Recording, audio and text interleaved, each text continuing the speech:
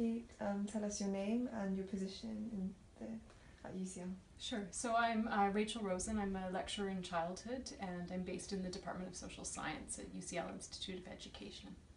I think that's a tricky question because there's, first of all, lots of data and information that shows actually how much refugees add to countries that they come to. Mm-hmm. So I would flip your question around and say, what do refugees bring to the countries that they seek asylum and receive asylum in? So the documentation, for example, shows that refugees add to the economy, add to the culture, vibrancy, and social life of communities. So I think in one sense we can say refugees bring a lot to countries. But it's also, I think, important to think about this question that it sometimes can take us off into the wrong path or into a problematic path. If the whole idea of refugee policy, conventions in support of refugees is recognizing our kind of common humanity and our responsibility to people around the world who are facing persecution, conflict, environmental degradation,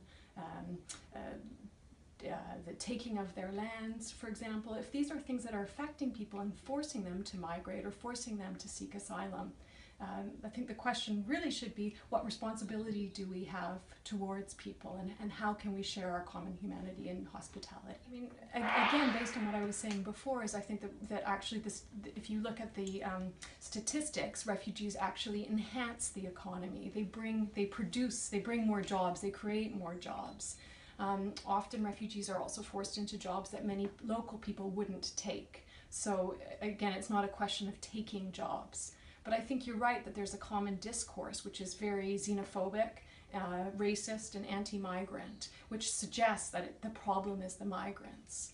And I think that one of the things that's important to think about is the ways in which we might ask a different set of questions to move beyond this blaming of migrants. So we might ask, why is it that there's a shortage of jobs? Why is it that people are struggling to put food on the table or pay their rent or to heat their homes?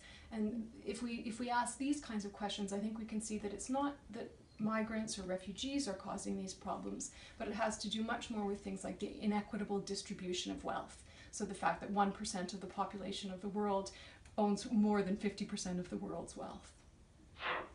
Okay, thank you for your time.